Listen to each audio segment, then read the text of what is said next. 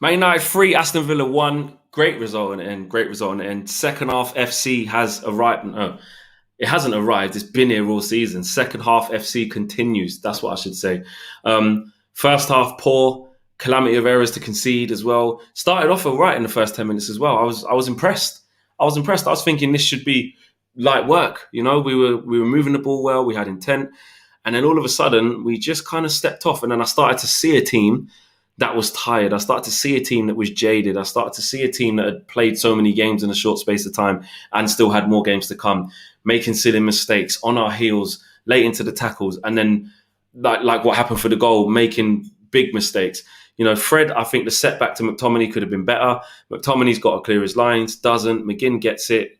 And I think Luiz gives it to Traore. Traore does a good turn into the box, but he shows a lot of the ball to Lindelof. Lindelof, again, that's the bad side of Lindelof, is what we saw today.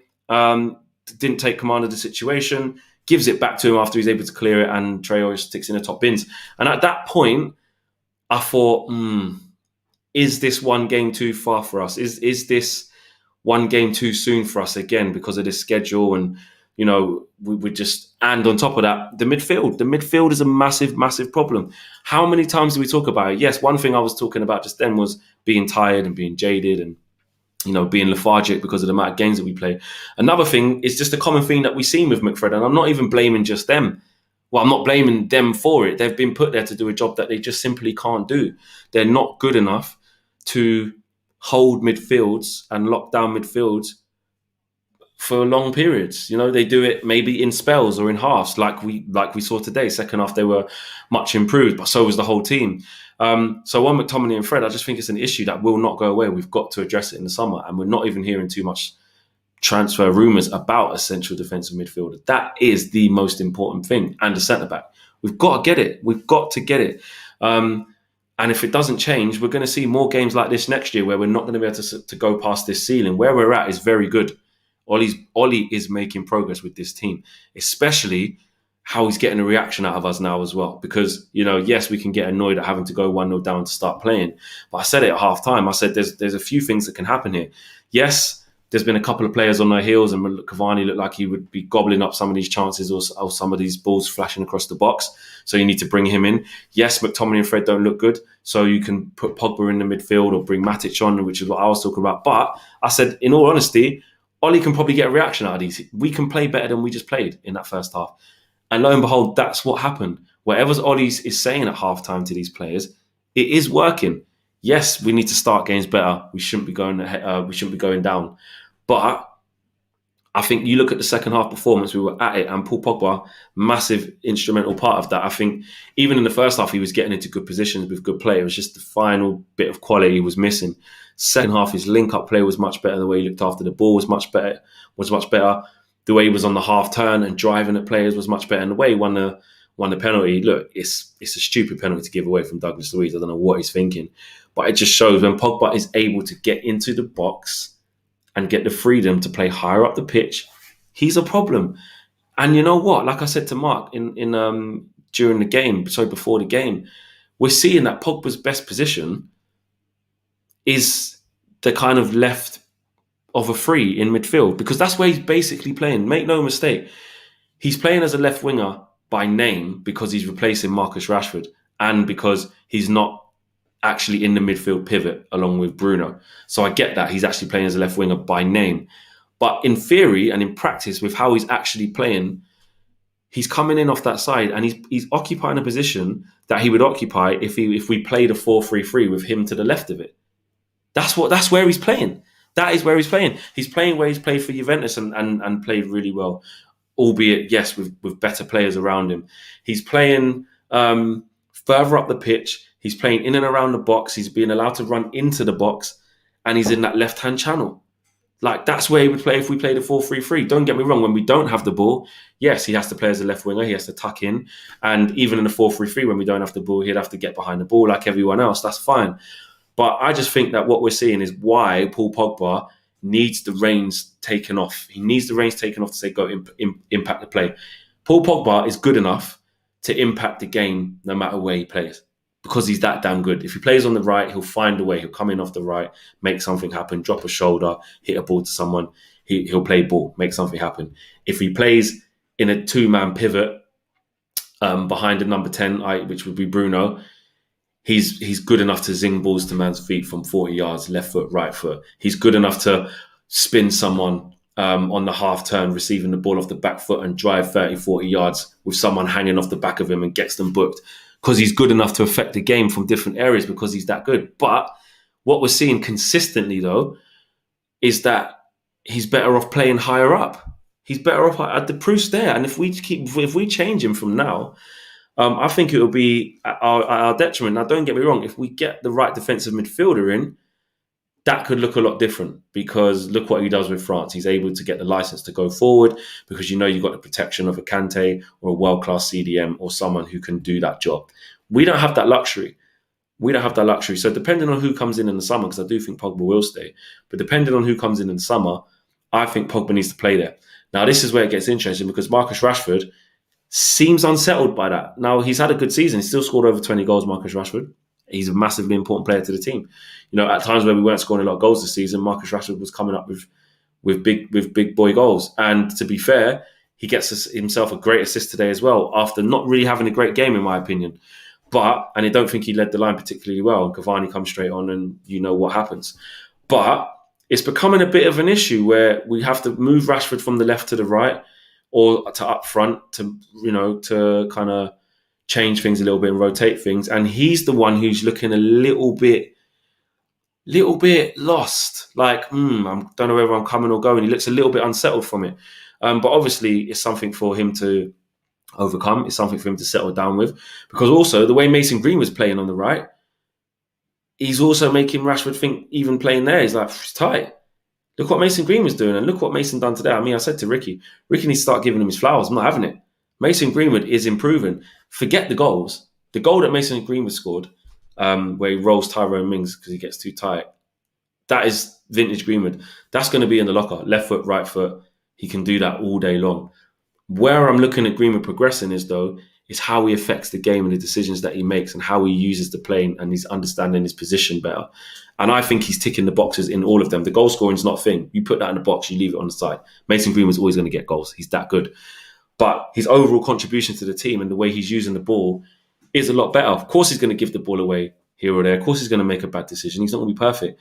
But what I've seen from Mason Greenwood in the last 3 or 4 months is that even when he's not scoring, he's making the right decisions, the simple decisions, quite consistently more often than not. And I like that. So you've got to give him his flowers. So that, along with the Paul Pogba thing, is what is kind of unsettling Rashford. And then on top of that, then you've got Cavani up front, who's performing on a mad level as well. So weirdly, not that it's Marcus Rashford's fault, but what I've clocked is that actually Marcus Rashford is becoming a little bit, I don't want to say disorientated, because maybe that's being a bit over analytical to him. Like he's just becoming unsettled. I'll say it. He's just becoming the kind of one where you look at out of that front three and say, well, you're the one not really performing at the level. He's carrying an injury as well. He's not looking himself. So that's fine. I'm not saying that it's all Rashford's fault. But on form, with how it's going, you have to say that he's the one least in form out of Greenwood, Cavani and Pogba. Just a fact. We've got a lot of games at the moment, though, so it isn't really about having to play the same team every time. You see the mad schedule that we've got.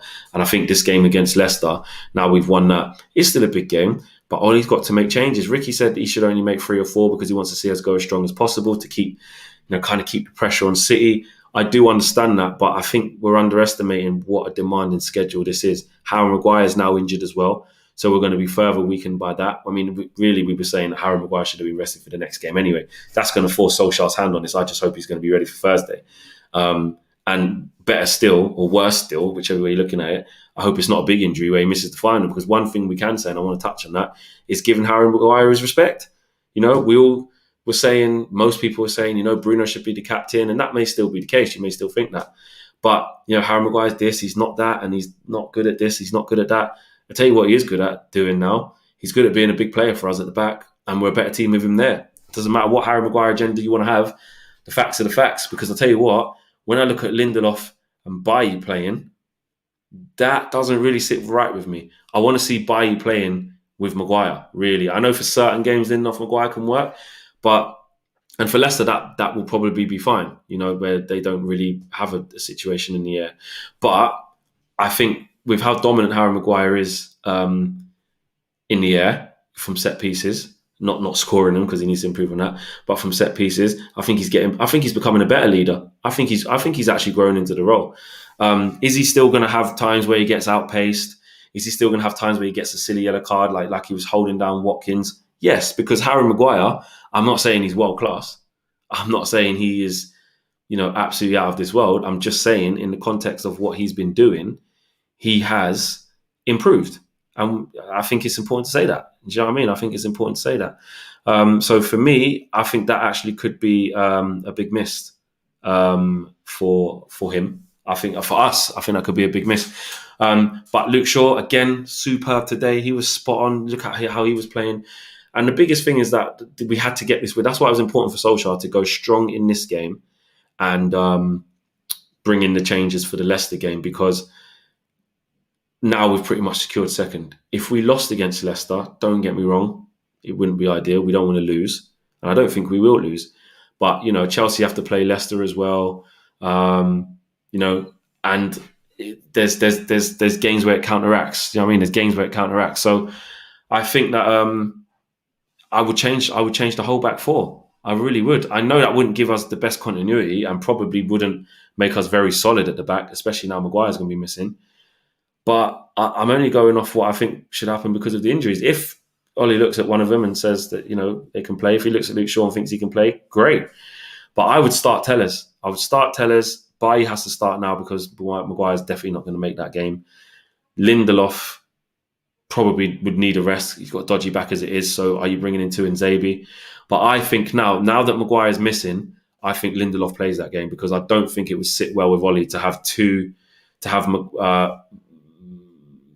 Nzebe and Bailly back there as their first kind of partnership, just from nowhere. I don't think that'll sit right with him. And then change Wan-Bissaka for Brandon Williams? I can't see Ollie doing that. So I think it'll be Lindelof and Maguire again. Lindelof and Bailly against Leicester. I think it'll be Tellez left back, and I've got a feeling Wan-Bissaka will play again. Which